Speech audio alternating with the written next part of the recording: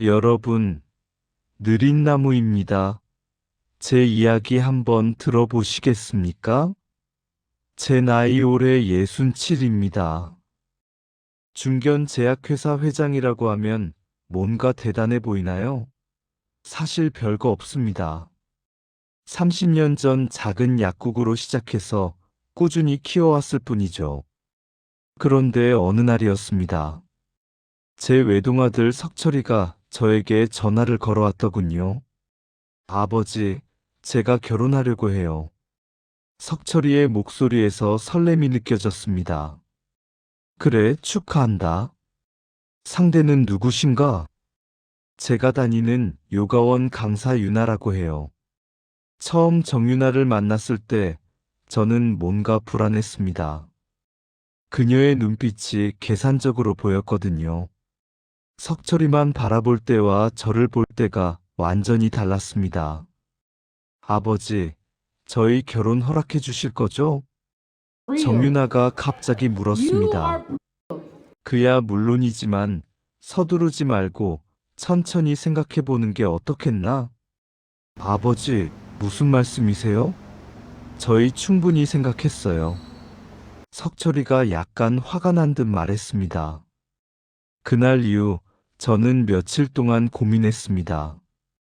어떻게 하면 정윤아의 진심을 알 수 있을까? 그러다 문득 한 가지 생각이 떠올랐습니다. 그래, 내가 직접 확인해 봐야겠어. 변장의 시작. 저는 제 오랜 친구이자 회사 부사장인 정 부사장을 불렀습니다. 정 부사장, 자네네 부탁 하나만 들어주게. 회장님, 무슨 일이십니까? 내가 잠시 택시기사로 일을 해야 할 것 같아네. 갑자기 무슨 석철이 결혼 문제 때문이야. 내가 직접 예비 며느리를 시험해 봐야겠어. 정 부사장의 눈이 커졌습니다. 하지만 결국 제 계획에 동의해 주었습니다. 먼저 석철이에게 거짓말을 해야 했습니다. 아들아, 사실 회사가 큰 위기에 처했다네. 당분간 연락을 끊고 은신 생활을 하며 이 위기를 극복해야 할 것 같아. 아버지, 제가 뭐 도와드릴 일은 없나요? 아니다. 내가 알아서 할 테니 넌 걱정하지 마라. 박만철의 탄생. 다음 날부터 저는 제 모습을 완전히 바꾸기 시작했습니다. 수염을 기르고 머리를 헝클어뜨렸습니다. 허리도 구부정하게 굽히고 말투도 거칠고 투박하게 바꿨습니다. 회장님, 이제는 정말 70대 개인 택시 기사처럼 보이십니다. 정 부사장의 말에 저는 거울을 봤습니다. 거울 속 제 모습은 완전히 달라져 있었습니다. 낡은 체크무늬 셔츠에 때 묻은 조끼를 입으니 완전히 다른 사람이 된 기분이었습니다. 이제 저는 박만철이 되어야 했습니다. 택시회사 등록은 다 됐나? 네, 회장님. 개인 택시 면허도 임시로 처리했습니다. 모든 준비를 마쳤습니다. 첫 번째 만남. 낡은 흰색 그랜저 택시를 몰고 석철이와 유나가 자주 다니는 강남 일대에서 손님을 기다렸습니다. 그런데 놀랍게도 첫날 저녁 한 카페 앞에서 손을 흔드는 사람이 보였습니다. 정윤아였습니다. 택시요? 정윤아가 손을 높이 들며 소리쳤습니다. 석철이도 함께 있었습니다. 어디 가십니까? 제가 창문을 내리며 물었습니다. 서초동 레미안 아파트까지요. 정윤아가 뒷좌석에 타며 말했습니다. 저는 고개를 숙인 채 네, 알겠습니다라고 대답했습니다. 차 안에서 들리는 대화가 충격적이었습니다. 유나야, 우리 결혼식장 예약하러 가자. 응. 그런데 석철아, 혹시 네 아버지 회사가 얼마나 커? 왜 그런 걸 물어봐? 그냥 궁금해서. 신혼집도 마련해야 하고 아버지가 강남에 빌딩도 몇 개 가지고 계시고 회사도 상장기업이야.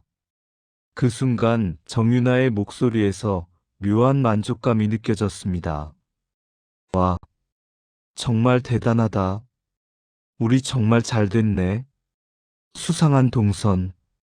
며칠 동안 같은 구역에서 택시 영업을 하며 그들의 동선을 파악했습니다.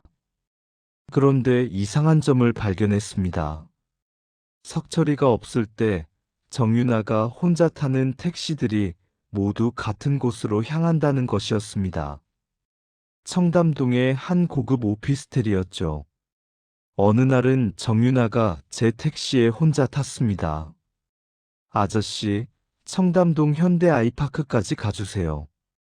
네, 알겠습니다. 그런데 아가씨, 자주 그 동네 가시네요. 아, 네. 친구 만나러 가요. 하지만 그녀의 표정이 어딘가 어색했습니다. 목적지에 도착했을 때 정윤아는 서둘러 내렸습니다. 저는 멀리서 지켜봤는데 오피스텔 앞에서 한 남자가 그녀를 기다리고 있었습니다. 둘이 포옹하는 모습을 보고 제 머리가 띵해졌습니다. 충격적인 발견. 며칠 후 더욱 충격적인 장면을 목격했습니다. 밤 11시경 그 오피스텔 앞에서 대기하고 있을 때 정윤아가 그 남자와 함께 나오는 모습을 봤습니다. 둘은 자연스럽게 제 택시에 탔습니다. 아저씨, 강남역까지 가주세요. 뒷좌석에서 들리는 대화는 더욱 충격적이었습니다. 민호야, 미안해. 조금만 더 참아줘. 언제까지 이래야 하는 거야? 그 남자랑 언제 헤어질 건데? 결혼식만 올리면 돼. 그 다음엔 바로 이혼할 거야. 위자료 많이 받을 수 있어? 당연하지. 그 집안이 얼마나 부자인데. 한번 결혼하면 평생 놀고 먹을 수 있어. 저는 운전대를 잡은 손에 힘이 들어가는 걸 느꼈습니다. 분노가 치밀어 올랐지만 꾹 참았습니다. 증거 수집. 그 후로 저는 더욱 치밀하게 증거를 수집했습니다. 택시 안에 몰래 녹음기를 설치하고 그들의 만남을 사진으로 찍었습니다. 어느 날은 정윤아가 혼자 백화점에서 명품 쇼핑을 한 후 제 택시를 탔습니다.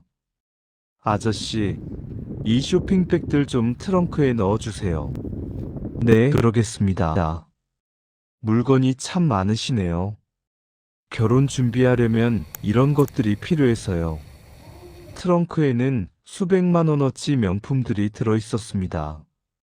예비 신랑분이 사주신 건가요? 아니요, 제가 샀어요. 어차피 결혼하면 남편 돈이니까 똑같죠. 그녀의 뻔뻔한 대답에 소름이 돋았습니다. 결정적 순간, 석철이가 부산 출장을 간 주말이었습니다. 저녁 늦게 청담동에서 정윤아와 민우를 태웠는데 둘의 대화가 결정타였습니다. 윤아야, 그 남자 아버지가 정말 부자 맞아? 당연하지. 제약회사 회장이야. 재산이 수천억은 될 거야. 결혼하고 바로 이혼하면 얼마나 받을 수 있을까?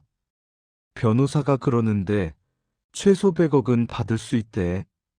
그러면 우리 평생 놀고 먹을 수 있어. 빨리 결혼해서 끝내자.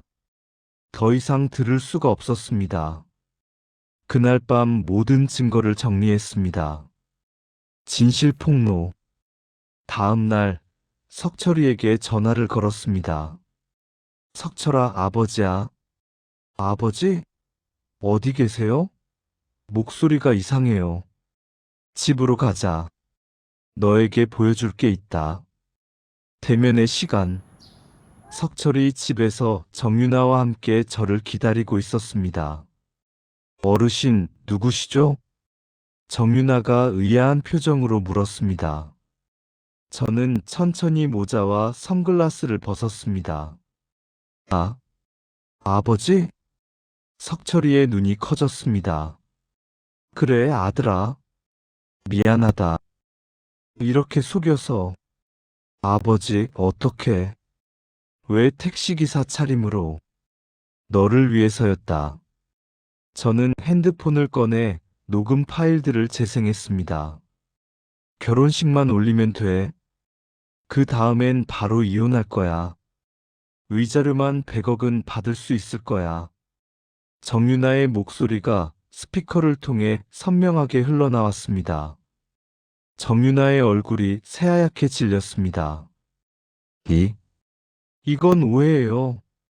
오해? 왜요? 석철이가 차갑게 웃었습니다. 그럼 민호는 누구야? 설명해봐. 그건, 그건. 정윤아는 말을 더듬었습니다. 최후의 일격. 이것도 보겠나? 저는 사진들을 꺼내 보여주었습니다. 정윤아와 민호가 포옹하는 사진, 키스하는 사진들이었습니다. 이제 됐어. 석철이가 일어나며 말했습니다. 나가. 당장 이 집에서 나가. 석철아, 제발. 나가라고. 석철이의 목소리가 집안을 울렸습니다. 정윤아는 울면서 집을 나갔습니다. 화해. 정윤아가 떠난 후 석철이와 저는 오랜만에 진솔한 대화를 나눴습니다.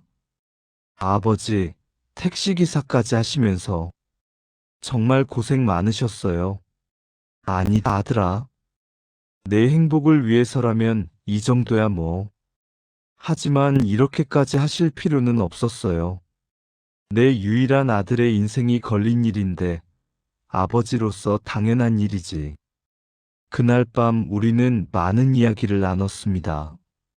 아버지와 아들로서, 그리고 인생의 선배와 후배로서 말이죠. 새로운 시작. 6개월 후, 석철이는 진정한 사랑을 만났습니다. 병원에서 만난 소아과 의사 민지와 말입니다. 그 아이는 정윤아와는 정반대로 따뜻하고 진실한 사람이었습니다. 처음 만났을 때부터 석철이를 바라보는 눈빛에서 진심이 느껴졌습니다. 아버지, 이번엔 정말 확실해요. 그래, 보기만 해도 알겠다. 좋은 아이구나. 에필로그. 이제 와서 생각해보면 그 힘들었던 택시기사 시절이 오히려 감사합니다. 그 경험을 통해 다양한 사람들의 삶을 엿볼 수 있었고, 무엇보다 제 아들을 큰 불행에서 구해낼 수 있었으니까요. 정윤아는 그 후 어떻게 되었을까요? 들리는 소문으로는 민호와도 결국 헤어지고 지금은 또 다른 부자를 찾아다닌다고 하더군요. 하지만 저희는 더 이상 그녀에게 관심이 없습니다.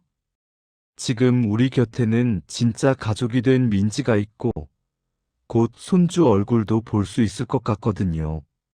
여러분, 사랑하는 사람을 위해서라면 무엇이든 할 수 있는 법입니다. 비록 힘든 과정이었지만 진심을 다해 노력하면 언젠가는 좋은 결과가 찾아오는 것 같습니다. 아, 그리고 요즘도 가끔 택시를 몰고 나갑니다. 물론 이젠 취미로 말이죠. 택시기사 시절에 만났던 단골 손님들이 박만철 기사님 하며 반가워해 주시거든요. 인생은 참 알 수 없는 것 같습니다. 하지만 가족을 위한 사랑이라면 무엇이든 할 수 있다는 것을 깨달은 소중한 시간이었습니다.